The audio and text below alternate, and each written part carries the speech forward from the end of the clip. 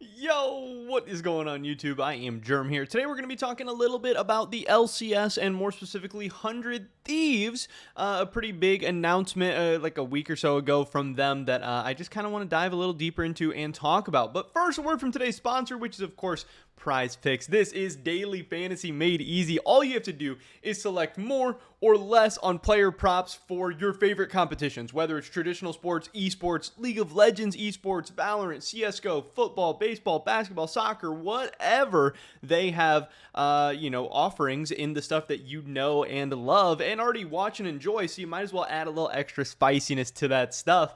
And a super great offer today. If you want to get started on Prize Picks, start making some picks of your own, check out the first link in the description below. Prize Picks is actually going to match your first deposit up to $100, which is absolutely awesome. It's a great deal. Prize Picks offers big payouts, 24/7 live support, and fast and secure withdrawals. And like you see up here in the corner, they have like Josh Allen, 250.5 passing yards, more or less. Steph Curry, more or less than 25.5 points. All you got to do, like I said, select more or less. It's really that simple. It's really that easy. Get a couple right, and you have a chance to win. With that being said, let's get right into today's video, which is this. 100T Esports, they tweeted out, this was actually 2 days ago. I thought it was about a week ago, a little bit more recent than that. But they said, the gang's all here, hashtag 100T, meet our NA Challengers League roster for the 2023 season. Now, what I need to clarify, Challengers League or whatever is just Academy. I mean, it's Academy and Amateur put together. They're kind of smashing it together. But this is the 100 Thieves Academy roster. I think Riot, I don't really agree with what they're doing in terms of calling all this, like the naming of it, because I think it's just going to be really confusing for people, especially at the beginning, because we've known it as Academy for so long. We've known as the kind of the B roster as the Academy roster, and that's what it's going to be called by most people probably for some time until like Challengers League or whatever really takes off or really resonates with fans, and maybe it never does, who knows, but this is their Academy roster, and it's kind of an exciting one in a lot of different ways. Unforgiven, Destiny, General Sniper, Dayum Johnny, and Pretty. And I guess Dayum Johnny, this is Yukino, who is apparently a 16-year-old jungler who people are very excited about. He's like this prospect. But also on this team, there's Pretty and there's Destiny, kind of the more veteran guys who have bounced around really all over. I think they've both been in the LEC or over in Europe a little bit and bouncing around, between LCS and NA Academy and all this different stuff.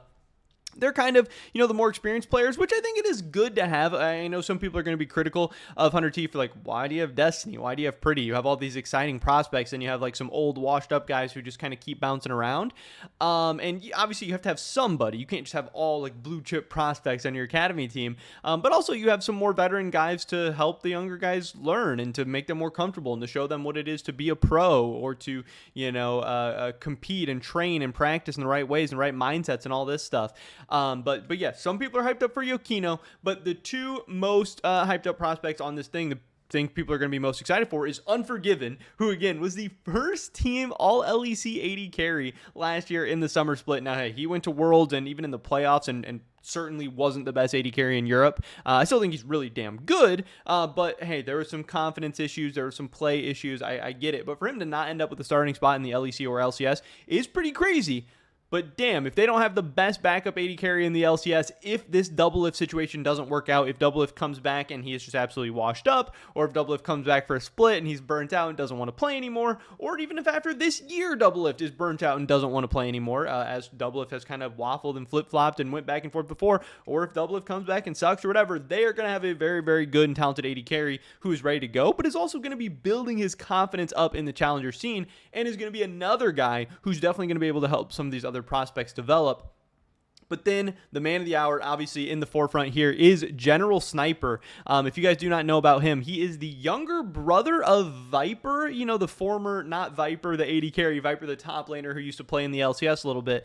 This guy recently turned 16 years old, and he is probably the most hyped up NA prospect or NA talent of all time. I know JoJo Pune had been really hyped up recently, but that was more so once he got into Academy and was dominating. This guy hasn't even played in Academy, I don't believe, yet, and he's already being hyped up like this, and at just 16 years old. I know a couple of months ago, Travis had a short little interview with him where he asked General Sniper where he would put himself in the LCS in terms of the other top laners right now. So here is a little clip from that I wanted to share with you guys.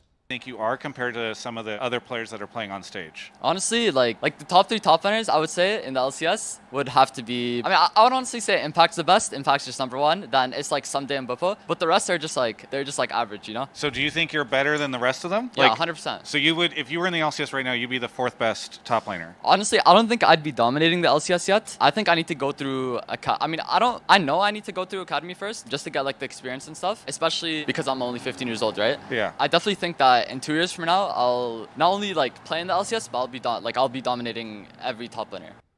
So this guy, again, he's very, very confident, but he's also very, very talented. Like I said, he is really being seen as one of the most, if not the most, kind of mechanically skilled and gifted pro prospects coming out of North America, maybe ever.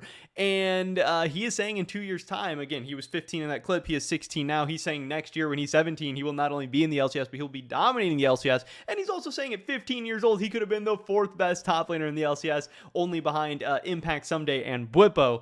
This is really, really interesting. And again, 100 Thieves, they signed this guy, I believe, either last year or the year before. I know Cloud9 tried signing him before. He had a ton of people wanting to sign him, even at 14 or 15 years old. But now we're finally going to get to see him on the Academy stage, and it'll be interesting to see, what they decide to do with him. Because obviously they have Tenacity. I mean, they had Someday, and they had Tenacity, and they have Sniper. Like, they just had this backlog of top laners. And it'll be interesting to see what they do with them. Like, what if Tenacity is a beast this year, and Sniper's a beast in Academy this year? It's going to be very, very interesting. But this is gotta be the favorites to win, the Academy League or the Challengers League or whatever, and it's gonna be a very, very fun and exciting team to watch. If you're a 100 Thieves fan, I think you have reason to be excited about your LCS team, but also about your developmental teams as well. A lot of insane talent, and there's gonna be a lot of eyeballs on this team throughout the whole year, especially relatively so for a Challengers League team. But that's pretty much it for this video today, guys. Definitely check out Prize Picks, first link in the description below. Hopefully I catch you guys in the next one, but until then, peace.